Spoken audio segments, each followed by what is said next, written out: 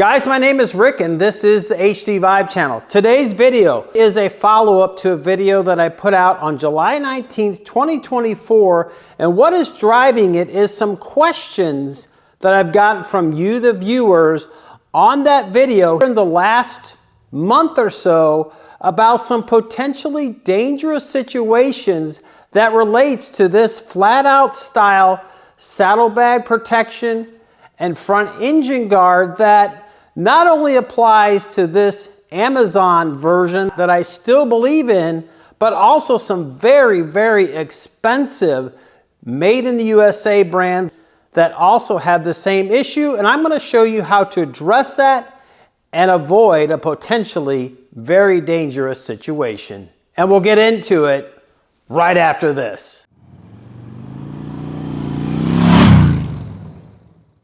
That's right, guys, with these flat out style bars that I've featured on this bike, and I've run with them since the summer of 2024 and haven't had any issues. However, some of the questions and comments that I've gotten about people asking me to take that video down, and I couldn't understand why until I went out and did a little bit more research and did a little reading on some of the reviews on these specific crash guards. And there is I'm not going to say a problem, but there is a little bit of a design situation that even if you go into the pictures on Amazon, it shows you how to address it. But I thought it's so important because it could be such a dangerous situation that I'm going to show you how to address it so that you don't have it with these that I certainly still recommend, or even some of the more expensive made in the USA version, again, which I'm not going to mention the brand, but I will tell you, Mr. Fly and Ride 15 had the same issue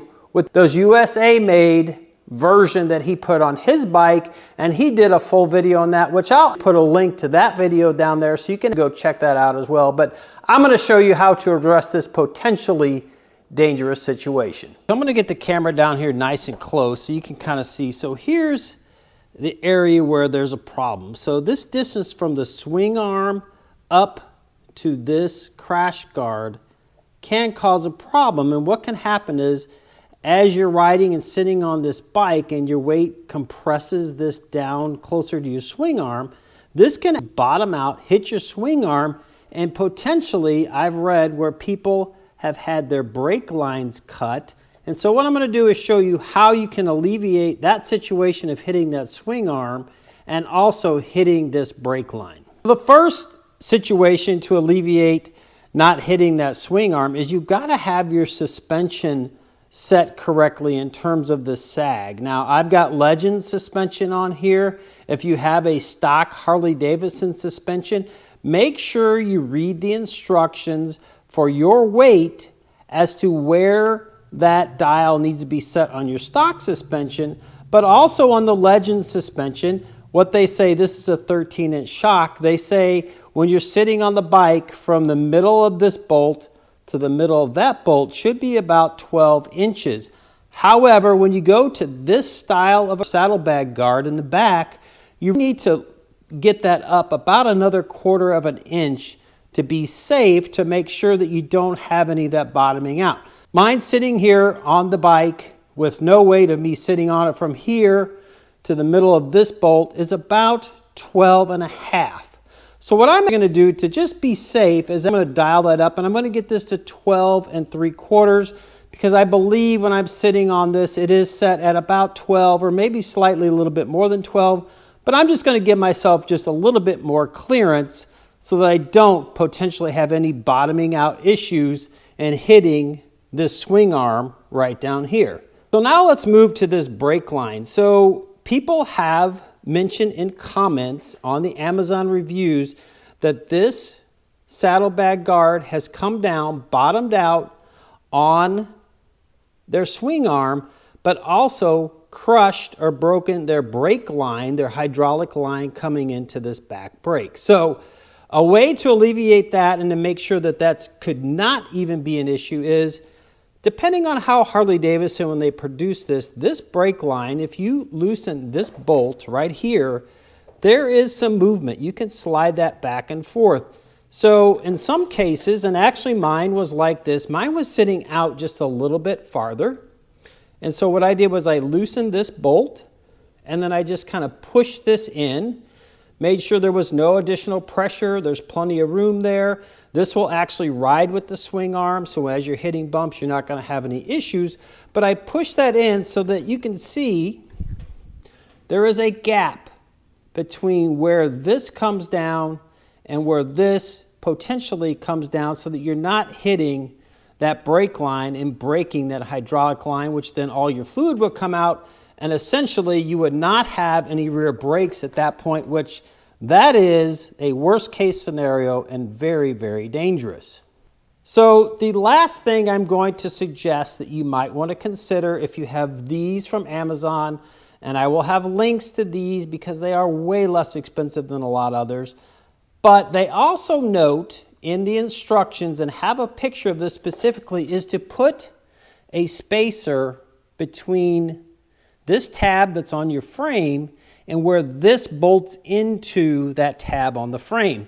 They ask for a 0.59 or about a ½ inch spacer. So I went ahead and put a spacer in there just to be safe. And what that's doing is just moving this out from the swing arm. You can see the swing arm down here is indented, so that gives you just a little bit more space so that you don't have an issue with that, and potentially, again, averting a very dangerous situation with that brake line or bottoming out. So we moved up to the front of the bike, and I want to talk a little bit about the version that I have on here and show you another version from the same company that can work for a different situation. The one I currently have on here is very tight right in here. It doesn't allow for you to have sort of that lower fairing piece on here that can go from there to there, which is this, which I did have on the bike, but when I put this on, I couldn't. Or it doesn't allow you to put a more substantial oil cooler cover down here. You have to run with stock. So it works fine. I like not having this lower spoiler on here. At some point I may want to put it back on there, but I know I want to put a different oil cooler cover, which is more substantial, and one that I featured on the Street Glide ST probably sometime in the summer of 2024. And I have another that here that I want to put on it. So I'm going to show you a different version of this, which will work with that type of situation. This is the updated version, or I'm not going to say updated, but a different version. And as you can see, this one really sweeps out farther to give you more space so that you can fit your lower fairing on here or upgraded oil cooler cover. The other one that's on there currently is basically just goes straight down from here, which doesn't allow enough space for you to get that in there. So this one, I'm not going to show you how to bolt this on because it's really pretty simple. There's 2 bolts that are in the bike frame up in the front that go here, and then there's 2 bolts that are down by your floorboard that this bolts into right here and right here, and you reuse the same hardware that's already on the bike. So at some point I'm going to switch over to this one so that I can put that oil cooler cover on there without a problem. And let me show you what that oil cooler cover looks like and how it would slide into here on this version. This is the oil cooler cover that I was referring to. I got this one off Temu and I did a video on that. I'll put a link to that video down in the description if you're going to go check it out. But this looks identical to the Harley Davidson version, and I've been running it for probably 8, 9, 10 months on the Street Glide ST. No issues whatsoever. Fitment is perfect.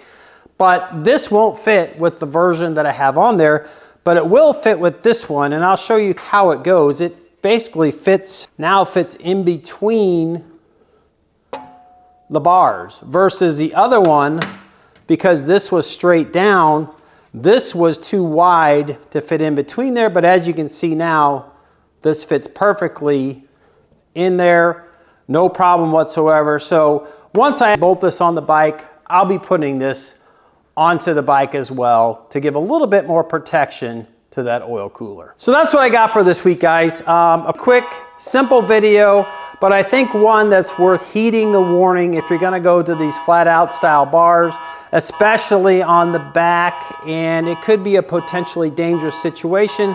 but there's 3 little things that I showed in this video that you can do to alleviate a very dangerous situation. I will have links to these bars, the 2 versions for the front as well as the ones for the back, down in the description. If you so choose to pick those up, they are significantly less expensive than the Harley Davidson version, as well as some other aftermarket versions. If you'd like to learn more about all of the things I've installed on the bike, go check out this playlist, check out this video, and go right up here to subscribe to the HDVIBE channel.